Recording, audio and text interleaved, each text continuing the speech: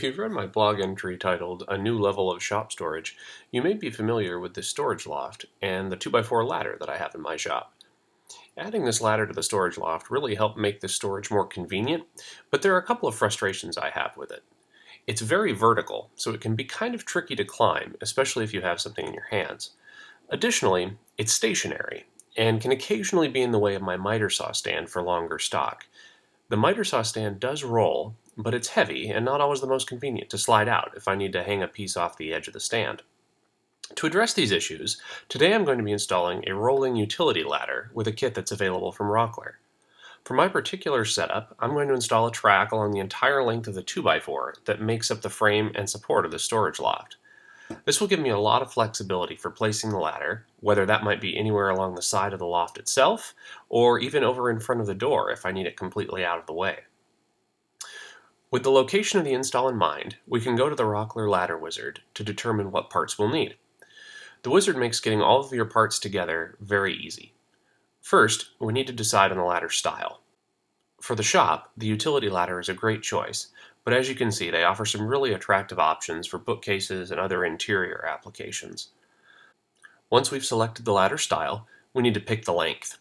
You can see there are a couple of relevant measurements here: the length of the ladder itself and the height of the track off the floor. Given that the ladder is on a slight angle, these lengths are different. For my application, the 8-foot ladder is appropriate, but making a longer ladder is very easy, and the wizard will tailor your parts list and plan for this. Now, we'll see options for a few accessories for the kit you've selected. For the utility ladder, there's a single style of track bracket already selected. We just need to specify the length of track we need. Track comes in 6-foot lengths, so if you need something longer than 6 feet and less than 12 feet, as I did, you need to get 2 6-foot sections and cut them down. Finally, we have end caps. I'm going to put one end of my track right up to the wall, so I only have one exposed end.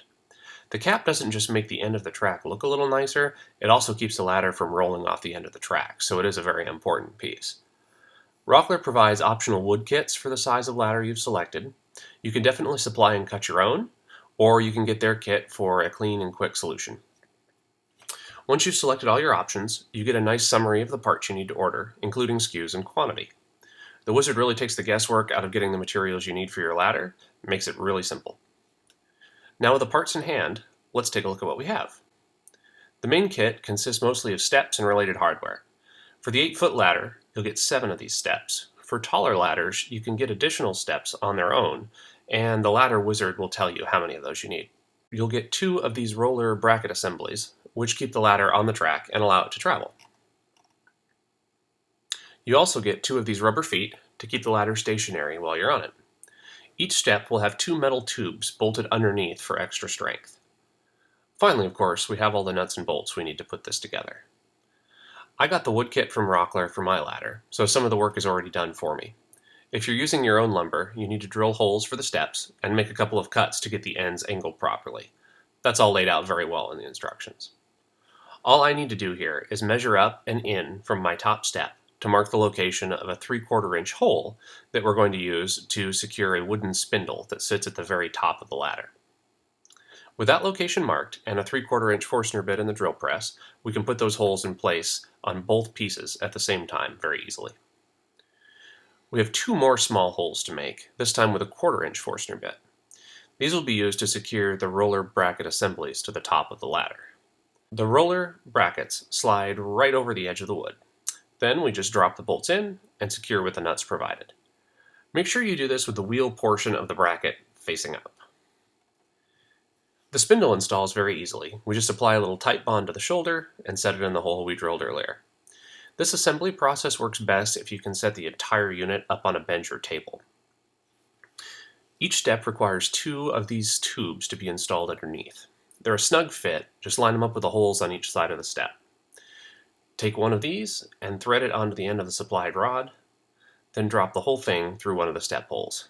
Do that for the other hole as well.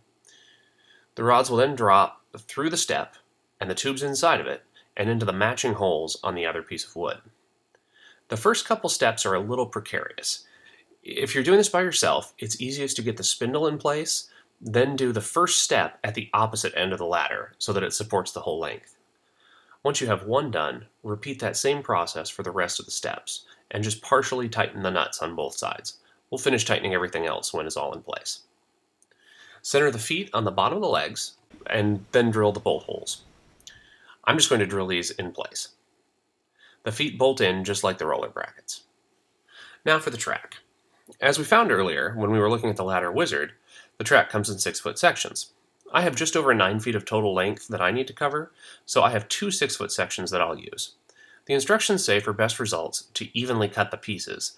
I'll be cutting each one of mine to about 4 feet 7 inches. The track is pretty heavy, but with a good hacksaw blade it cuts easily. The track connector is very simple. We just slide it onto the end of the track. You can see the piece will only go in one way, with the raised portion sliding into the slot in the back of the track. Then you simply tighten down the set screws to secure it in place. I'm going to put up the first bracket in the corner, which will give me some support on that end. Then I can slide the rest of the brackets in the slot in the back of the track and mount them in place. The instructions recommend spacing the brackets every 32 to 36 inches apart. With the track up, we can set the ladder in place and tighten everything the rest of the way. You can see the ladder slides very easily, and it makes it really easy to open up this space and get the ladder out of the way if I need to. I can even open the closet door enough to get through it without moving the ladder, so it can pretty much stay in that corner most of the time. This actually opened up some additional storage options for me. I may end up hanging some infrequently used items on the open wall space above the closet door, which previously would have been really inconvenient to get to. So that's all there is to it. Rockler's Ladder Wizard and Hardware Kit make putting together one of these ladders a snap. Whether it's for your garage or shop storage, or a nice decorative bookcase, these ladders really take storage to the next level. Thanks for watching.